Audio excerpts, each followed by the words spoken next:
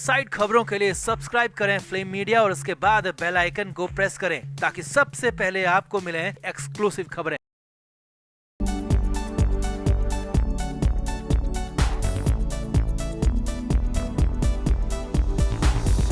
तो 2 जनवरी 2025 तक सामना में संपादक के रूप में संजय राउत सेवाएं दे रहे थे, मगर 3 जनवरी के सामना ने हर किसी को हैरान कर दिया क्योंकि 3 जनवरी के एडिटोरियल पेज में भर भर के देवेंद्र फडणवीस की तारीफ की गई है। अब सामने आ रहा है कि ये बड़ा बदलाव उद्धव ठाकरे के इशारे पर ही किया गया है। खबर है कि लंबे विवाद के बाद उद्धव ठाकरे ने संजय राउत को सामना की संपादकीय टीम से बाहर कर दिया है और नए संपादक को साफ निर्देश दिए गए हैं कि वो सीएम फडणवीस के बारे में सिर्फ अच्छा लिखे। तो आखिर उद्धव की नई तरकीब क्या है? क्या ये सब बीएमसी चुनाव के लिए हो रहा है या फिर बीजेपी की सहानुभूति पाने के लिए? तो आपको भी पूरी इनसाइड स्टोरी दिखाते हैं। आप भी वीडियो को शेयर करें और अपनी राय कमेंट बॉक्स में जरूर दें। तो एक दिन पहले एकनाथ शिंदे को डिप्रेशन में बताकर दूसरे दिन उद्धव ठाकरे की तरफ से महाराष्ट्र के सीएम देवेंद्र फडणवीस की जमकर तारीफ की गई है। अब इस सामना को देखकर हर कोई हैरान है और राजनीतिक गलियारे में सिर्फ सामना के एडिटोरियल पेज की चर्चा की जा रही है। सीधे तौर पर उद्धव ने नहीं बल्कि उनकी पार्टी के मुखपत्र सामना में देवेंद्र की तारीफ करते हुए बड़ा संपादकीय पेज लिखा गया है, जिसमें देवा भाव को अभिनंदन तक किया गया है और शीर्षक से लिखे एडिटोरियल में कहा गया है कि मुख्यमंत्री देवेंद्र फडणवीस ने नए साल में काम की शुरुआत की और इसके लिए उन्होंने गढ़चिरौली जिले को चुना और इसके लिए सामना में उन्हें बधाई भी दी गई है। सामना में आगे लिखा है कि जब मंत्रिमंडल के कई मंत्री मलाईदार महकमों और विशेष जिलों के ही पालक मंत्री पद के लिए अड़े हुए थे, ऐसे में मुख्यमंत्री फडणवीस गढ़चिरौली पहुंचे और उस नक्सल प्रभावित जिले में विकास के एक नई पर्व की शुरुआत की। यानी कि यहाँ पर देवेंद्र फडणवीस को लेकर तारीफों के बहुत ज्यादा पुल बांधे गए हैं और खबर है कि ये सारा बदलाव उद्धव ठाकरे के कहने पे ही किया गया है क्योंकि 2 जनवरी को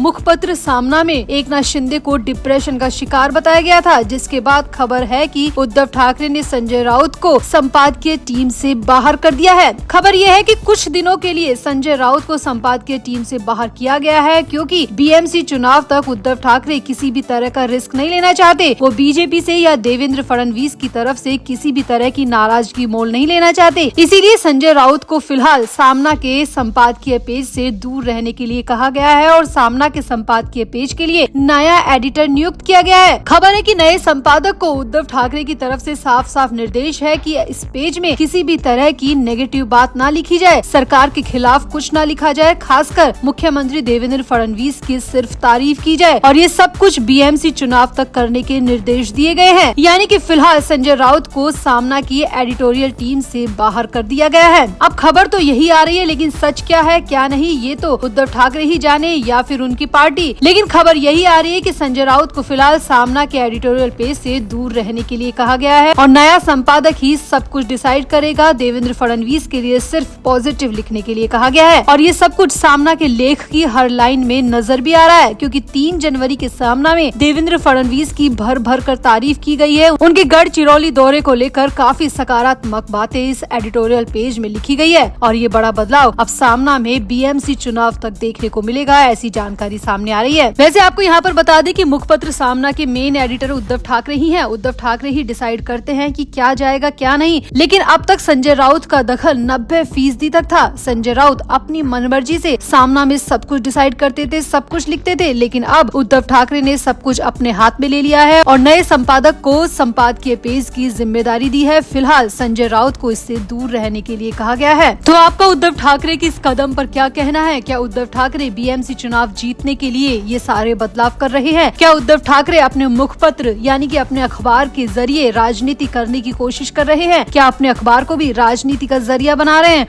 और इतने सालों से सामना के लिए काम कर रहे संजय राउत को यूं अचानक बेदखल करना क्या उद्धव ठाकरे का सही कदम है? आप भी अपनी राय कमेंट बॉक्स में जरूर दें और वीडियो को भी शेयर करें।